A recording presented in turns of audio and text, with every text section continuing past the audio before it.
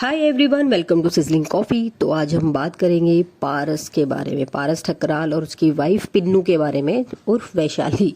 अब वह नाम तो उसने भी चेंज कर दिया है, अब उर्फ नहीं बोल सकते, अब तो हम वैशाली भी बोल सकते हैं उसको, जो उसकी सेकंड वाइफ है।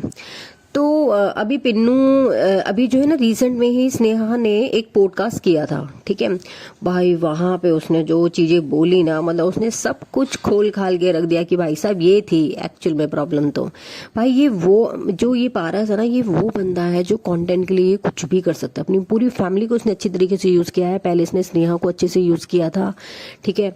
और इसको पता है ऑडियंस किस चीप तरीके से इसने जो वीडियो सुहागरात वाला डाला था, उसके बाद लोग इस चीज को, तब से ही फेमस हुआ था, तब से ही। पहले इसको नॉर्मल सी एक लाइफ थी जिसमें ये किराए पे रहता था वहां पे, ठीक है। वहां पे ये वीडियोस वगैरह बनाता था, बट जब ये सुहागरात वाला वीडियो उन्होंने डाला ना, उससे ज्यादा ये फेमस हो गए थे। हनीमून का वीडियो उन्होंने वहां पे करा और बहुत ज्यादा सुर्खियां बटोरी, ठीक है। तो वो तो कौन ही भूल सकता है, वो तो आप सभी को वैसे भी याद ही होगा। तो अभी रिसेंटली पिन्नू को एक पॉडकास्ट में बुलाया गया था, पिन्नू वैशाली जो उनकी वाइफ है, ठीक है। और जब वहां पर ये क्वेश्चन पूछा गया कि आप पारस से कब मिली थी, तो मैडम जो बोलती है झूठी कहानी बनाना शुरू कर दिया, जैसे कि पारस करता है हर चीज में। हाँ, तो इसने कहा है कि ये जो है पारस का जब डिवोर्स हो गया था स्नेहा के साथ, तब ये पारस से मिली थी। अब इस बात से तो सभी अच्छे से जानते हैं कि इनका अफेयर पहले से ही था, पहले से ही चल रहा था, ठीक है। तो ये तो बिल्कुल क्लियर था कि ये झूठ बोल रही है, तभी तो डिवोर्स हुआ। ये इनके बीच में आई तभी तो डिवोर्स हुआ स्नेहा का पारस के साथ, नहीं तो मतलब ही नहीं था कि इनका डिवोर्स होता वैसे।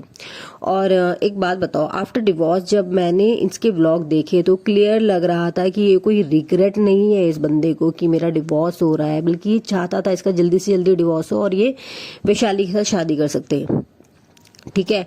और इसको इतनी जल्दी थी। आप एक बात बताइए, डिवोर्स होने के बाद क्या इंसान का दिल नहीं टूटता, या फिर थोड़ा टाइम इंसान रुक जाता है, फिर किसी को किसी लड़की से प्यार होता है या लड़के से प्यार होता है, तब बहुत चीजें सेटल डाउन होती हैं। एक लड़का जिसका पहले ऑलरेडी डिवोर्स हो रखा है, क्या वो इतनी जल्दी शादी कर लेता है? नहीं भाई साहब, वो नहीं करता। लेकिन इसने फटाफट, इसे लड़की भी मिल गई, सगाई भी हो जाती है, शादी भी हो जाती है, घर वाले भी सब अग्री हो जाते हैं, ठीक है। तो ये सब पहले से था, क्योंकि पहले से ही चक्कर चल रहा था बाहर, है ना। तो और शादी सगाई, लड़की भी मिल गई। कोई किसी पे इतना जल्दी ट्रस्ट कैसे करेगा? नहीं कर सकता भाई। और अब ये जो पिन्नू है, ये से कहाँ मिली? ये से मिली थी पारस ठकराल की, जो बहन की शादी हुई थी ना, कोमल ठकराल की। तो ये वहां पे दोनों मिले थे और वहां से इनका जो था अफेयर शुरू हुआ था। और मैडम पिन्नू को इस पॉडकास्ट के बाद जो है काफी ट्रोल भी किया जा रहा है। वो तो होना ही था, ठीक है।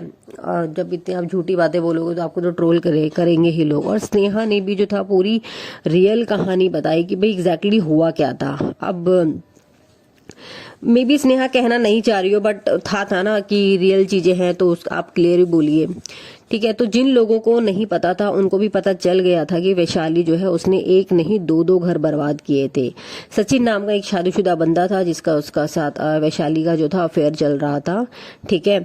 उसके बाद इसने उसको डिच किया और पारस ठकराल के पास उसने देखा कि भैया लड़का तो अच्छा खासा पैसे कमा रहा है, सेटल डाउन है। और वैशाली को जो था सचिन ने बताया कि उसे शादीशुदा लड़के पसंद है, क्योंकि वो भी एक शादीशुदा लड़का था, उसका भी एक मतलब एक बच्चा था, और पारस का भी शादीशुदा था और एक बच्चा था। तो उसे ऐसे बंदे पसंद करती है, वो सिंगल बंदे पसंद नहीं करती है। उसे ऐसे बंदे चाहिए जिसका शादीशुदा हो, उनका घर तोड़ने में इसे ज्यादा अच्छा लगता होगा मे बी, ठीक है। तो उसने एक नहीं दो घर बर्बाद किए थे, ठीक है। नेम फेम पैसा सब था, तो उसने सोचा चलो इसी के पास चलते हैं। क्योंकि यार एक बात बताइए, अगर कोई बंदा, कोई भी बंदी या फिर लड़की कोई भी शादी कर रही है और वो ये देख रही है कि बंदा पहले से इतना फेमस है, इसकी लाइफ में ऑलरेडी इतनी सारी चीजें हो रखी हैं, ये शादीशुदा है, डिवोर्सी है, इसका एक ऑलरेडी लड़का है, तो इतनी जल्दी तो आप बताइए कोई भी लड़की शादी नहीं करती ना। पेरेंट्स भी नहीं मानते उस चीज के लिए, और इसे लड़की भी मिलकर शादी भी हो गई। और सचिन को धोखा दिया और उसके बाद पारस के साथ इसने रिश्ता बनाया और शादी कर ली। यार तुम खुद बताओ, अगर ये अरेंज मैरिज होती तो क्या लड़की या उसके घर वाले इतनी जल्दी एक बच्चे के बाप से शादी करने के लिए अग्री होते? नहीं होते, बिल्कुल भी नहीं होता ऐसे, क्योंकि क्लियर है भाई, आप सभी को पता है इस चीज के बारे में। स्नेहा ने तो पारस और पिन्नू और वैशाली की जो चैट थी वो भी दिखाई थी। ये दोनों जो है देहरादून भी साथ घूमने गए थे, तो वहां पे भी मतलब कि काफी लोगों ने बताया था कि ये वहां पे घूमने गया किया था उसके साथ। ये एक नहीं, काफी लड़कियों को एक साथ जो है डेट भी कर रहा था। और इसने जो है स्नेहा का चैनल डिलीट कर दिया था। जब इनका बहुत ज्यादा इशू हो गया था वहां से इनका चैनल डिलीट हुआ, और स्नेहा ने हिम्मत नहीं हारी और उसने दोबारा अपना जो था चैनल की शुरुआत करी।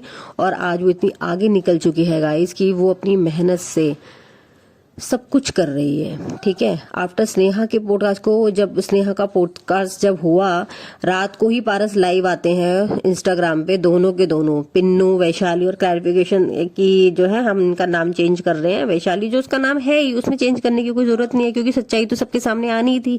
उसके बाद ये लोग इतना ट्रोल हुए कि भाई जो बोला गया था पहले वो सब झूठ था, आज सच्चाई सबके सामने आ ही गई है।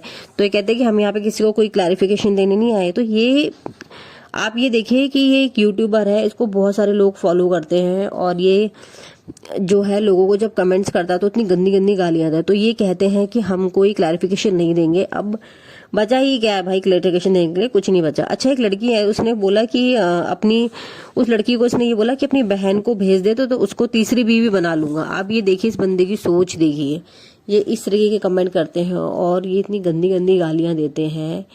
तो काहे को, मतलब जनता की वजह से ये लोग हैं, और इन लोगों को इतना सपोर्ट मिलता है और इतने आगे बढ़ चुके हैं हर चीज में कि आजकल इनको लगता है कि हम कुछ भी बोल देंगे तो वो सब चलेगा। नहीं चलेगा, ऐसे लोगों को देखना ही नहीं चाहिए। इनको अनसब्सक्राइब करो, बिल्कुल बेकार है ये। ठीक है, हमें नेगेटिविटी चाहिए ही नहीं, हमें आप पॉजिटिव चीजें दिखाओ। ठीक है, हमें आप पॉजिटिव चीज दिखाओ। मैं सौरव जोशी के ब्लॉग देखती हूँ, वो अपनी नॉर्मल लाइफ दिखाता है। ठीक है, मुझे अच्छा लगता है। ठीक है, तो उस तरीके का क्यों नहीं दिखाता है ये, कि अब जो लाइफ